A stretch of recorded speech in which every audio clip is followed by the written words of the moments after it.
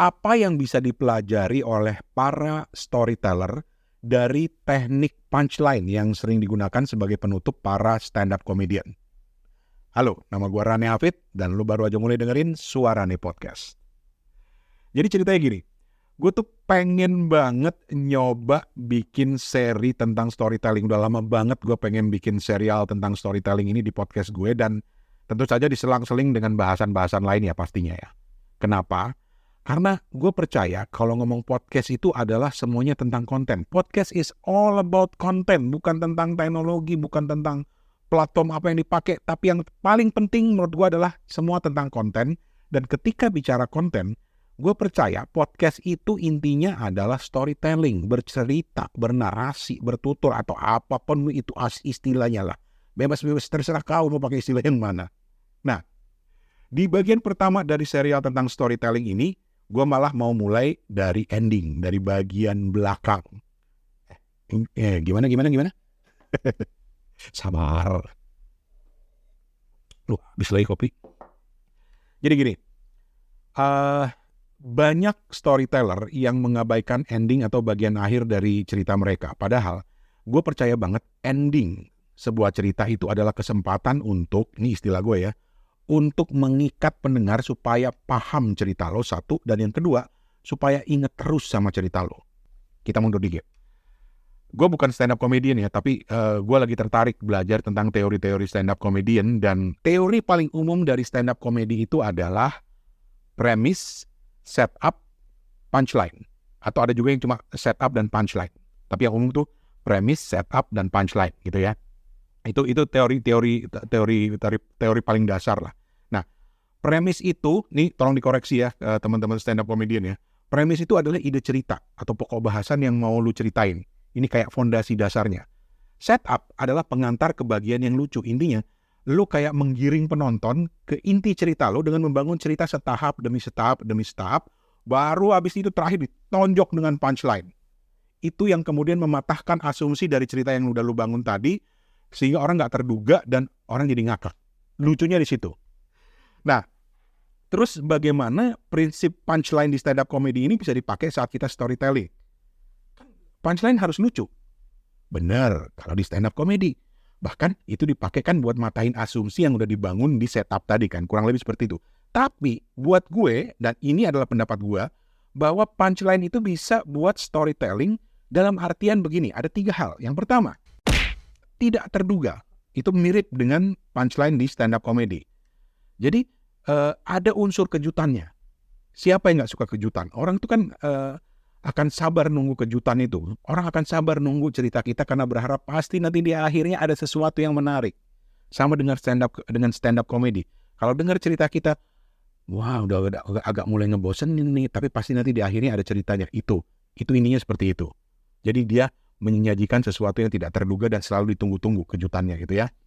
Terus, yang kedua, punchline dalam storytelling itu bisa memicu reinterpretasi pendengar terhadap cerita kita.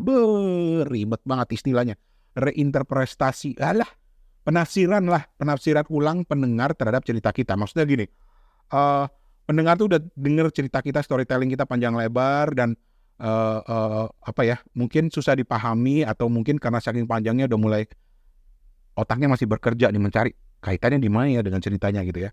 Tapi di punchline itu justru kita dibantu untuk memahaminya dengan satu kata yang kayak memicu reinterpretasi. Oh itu maksudnya. Punchline itu langsung, oh itu maksudnya gitu. Dan teknik ini lebih mending daripada lu nutup cerita dengan, jadi saudara-saudara, kesimpulan dari cerita saya tadi, atau saudara-saudara, moral of the story dari cerita saya ini tadi, lu nggak perlu bikin dengan moral of the story. Moral of the story itu bisa lu ubah dalam bentuk punchline yang lebih berkesan gitu, tanpa lu terkesan menggurui orang. Itu yang kedua. Dan yang ketiga itu, dia mengikat. Nah ini istilah gue yang gue suka banget pakai ini.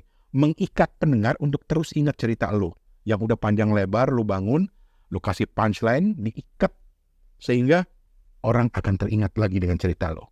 Jadi itu 3 hal tadi. Kejutan, reinterpretasi terhadap cerita kita, dan ketiga, mengikat pendengar untuk terus ingat dengan kita dan cerita kita. Intinya sebenarnya gue cuma mau bilang, Orang denger cerita kita itu kan sebenarnya udah buang waktu ya. Udah ngabisin waktu dia. Ya tentu dia berharap ada sesuatu di akhir dong. Dan kalau lu nutup cerita lu dengan sesuatu yang hambar, ya hambarlah persepsi orang terhadap lu. Oke, kita lanjut lagi ya. Jadi teman-teman, storytelling itu buat gue prinsipnya harus entertaining, harus menghibur. Dan menghibur nggak harus lucu. Kadang kita masih sering salah kaprah nih. Dengan berpidato misalnya, yang penutupannya aja panjang, datar, dan hambar, itu kita anggap sebagai storytelling. Gitu. Misalnya, semoga demikianlah pemaparan saya kali ini, semoga Anda bisa memetik hikmahnya. Hikmah dari cerita saya kali ini adalah bla bla bla bla bla panjang lebar. Tapi sorry, sebelumnya, gue nggak bilang berpidato itu jelek. Bayangin, lu bisa berpidato dengan struktur storytelling yang keren. Dan itu nanti akan gue ceritakan di bagian paling akhir dari cerita gue kali ini ya. Oke, lanjut lagi. Oke, sampai di mana tadi? Contoh gitu ya. Gue tuh paling suka misalnya ngambil contoh dari The Moth Podcast atau dari TED Talks. Itu gue suka banget. Tapi gue mau ambil contoh dari The Moth Podcast ya. Ini baru gue dengar beberapa hari lalu. Dan ini salah satu episode storytelling favorit gue ya. Dan Moth itu adalah podcast storytelling dari Amerika yang sangat gue suka dan selalu gue dengerin setiap episodenya.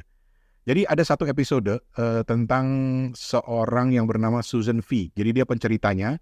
Dan dia itu seorang konselor mental health buat anak-anak Gen Z, buat anak-anak remaja di Amerika sana. Dan dia ngebuka ceritanya dengan premis seperti ini. Gimana caranya kita bisa tahu apa yang ada di pikiran anak-anak kita, anak-anak remaja kita tentang diri kita orang tuanya. Itu premis dia. Terus dia bilang, nggak usah cek komputer, nggak usah cek kamarnya, nggak usah cek buku hariannya. Gue punya satu cara untuk ngecek. Dan ini dari pengalaman gue. Intinya dia bilang gitu. Lo harus dengerin episode lengkapnya. Nanti gue share di deskripsi linknya. Terus Susan mulai dengan setup-nya. Jadi dia cerita bahwa dia ngajak anak remaja, cewek, anaknya sendiri, anak remaja umur 17 tahun, untuk beli mobil baru karena mobilnya udah tua. Sampai di dealer, dia disambut oleh sales yang juga masih muda juga. Ya mungkin seumur anaknya ada, gue nggak tahu.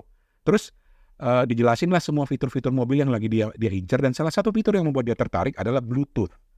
Bluetooth di mana lu bisa nyambungin handphone lo ke Bluetooth ya, kemudian juga setelah itu lu bisa menelpon, misalnya lu mau menelpon siapa, lu tinggal menggunakan voice command, jadi lu tetap bisa nyetir, fokus ke nyetir. Dan si Susan ini kemudian minta dipraktekkan, dia bilang tolong dong praktekin dong. Nah si sales kemudian bilang gini, oke. Dia sambungin handphonenya Susan ke Bluetooth di mobil baru itu. Terus dia bilang, coba kamu sekarang bilang call my daughter, telepon anak saya. Terus dia bilang, call my daughter. Dia ngomong gitu ke Bluetooth-nya, dan bener aja. Yang membuat dia kaget bukan fitur Bluetooth-nya yang menurut dia canggih, tapi ringtone yang dia dengar dari tasnya si anaknya. Ringtone-nya itu adalah ringtone lagu Carmina Burana. Carmina Burana ini kalau di film-film itu ada sebagai musik latar kalau ada tokoh jahat muncul, atau ada tokoh-tokoh serem muncul gitu, itu selalu pakai lagu Carmina Burana yang na na na na na na na na na na na na, ya kurang lebih begitu. Itu dia kaget lah, anak gue kenapa ringtone-nya kalau gue yang nelpon lagunya Carmina Burana gitu. Itu belakangan dia tahu. Tapi karena dia seorang mental health counselor untuk anak remaja, dia bisa menahan diri untuk tidak marah. Tapi pada saat perjalanan pulang dia nanya ke anaknya, ngomong-ngomong, kalau gua pakai Carmina Burana, kalau bapak lu pakai ringtone apa? Dan si anak bilang sambil nyengir, hey, Imperial March. Punchline-nya di situ. Nah, Imperial March itu teman-teman kalau lu penggemar Star Wars adalah latar musik yang dipakai kalau muncul tokoh antagonis si Darth Vader itu yang tan tan tan tan taran tan taran gitu. Dalam hati, waktu gue dengerin episode itu gue bilang bener juga ya, dan itu nempel langsung di kepala gue gitu loh. Lucu juga ya, karena gue teringat gue pernah pakai, gue nemu versi rock dari Imperial March itu dan gue pakai jadi ringtone kalau bos gue di Bangkok dulu nelpon. Bos gue nggak denger ini, bodo amat, dia nggak ngerti bahasa Inggris, bahasa Indonesia. Oke, lanjut. Jadi itu teman-teman, bagaimana contoh punchline dalam storytelling, karena itu cerita biasa sebetulnya, lucu tapi juga tidak dimaksudkan untuk melucu karena itu kisah nyata gitu. Dan banyak cerita-cerita lain yang dramatis, yang sedih, yang serius, yang ditutup dengan punchline atau ending yang cakep. Bukan punchline yang dimaksudkan untuk melucu, tapi Punchline yang dimaksudkan untuk mengejutkan orang, membuat orang bisa reinterpretasi cerita yang baru saja didengarkan panjang lebar, dan juga mengikat supaya orang selalu ingat dengan cerita kita. Terakhir nih, kalau gue tadi nyebut-nyebut soal pidato, ya gue nggak bermaksud bilang pidato itu jelek. Pidato itu kalau disampaikan dengan teknik storytelling yang bagus, bisa jadi legend, bisa diingat sepanjang masa. Dan salah satu ending favorit gue untuk pidato itu pernah disampaikan oleh Steve Jobs di tahun 2005 ketika dia berpidato di hadapan para wisudawan di Universitas Stanford. Dan pidato itu kemudian dikenal sebagai The Stay Hungry, Stay Foolish speech. Kenapa? Karena memang dia punchline-nya atau ending-nya itu dengan kata-kata stay hungry, stay foolish. Jadi gini, intinya pidato Steve Jobs itu sebenarnya intinya cuma mau bercerita tentang pengalaman hidup dia, naik turun hidup dia, kemudian diseling dengan nasihat-nasihat untuk para lulusan-lulusan anak-anak baru ini yang baru mau terjun ke dunia kerja. Jadi misalnya dia bilang, waktu lu tuh terbatas, jangan ngabisin waktu dengan menjalani hidup orang lain, dengan niru-niru orang lain. Terus juga, ayolah mumpung lu muda, lu lakuin apa yang lu suka, find what you love, katanya, terus kejar mimpi lu, dan kalaupun hidup memperlakukan lu nggak bagus, kalaupun dalam hidup lu banyak kemunduran, banyak kegagalan, justru itu adalah kesempatan lu untuk belajar dan melihat banyak kesempatan lain. Standar bukan? Tapi cara Steve Jobs bercerita itu menarik sekali sehingga orang jadi, oh Steve Jobs juga pernah menemui kegagalan. Bahkan Steve Jobs itu seorang anak yang tidak dibesarkan oleh ayahnya, kurang lebih seperti itu. Tapi yang lebih menarik buat gue adalah penutupnya. Karena penutupnya adalah dengan kata-kata stay hungry, stay foolish tadi. Intinya sebenarnya stay hungry, stay foolish itu apa ya? Jadi pidato Steve Jobs itu kurang lebih 14 menit, hampir 15 menit gitu ya. Pidatonya pendek aja. Tapi intinya stay hungry, stay foolish itu ingin mengatakan bahwa cobalah hal-hal yang baru. Yang dia istilahkan dengan stay hungry. Lu lapar terus dengan hal-hal baru.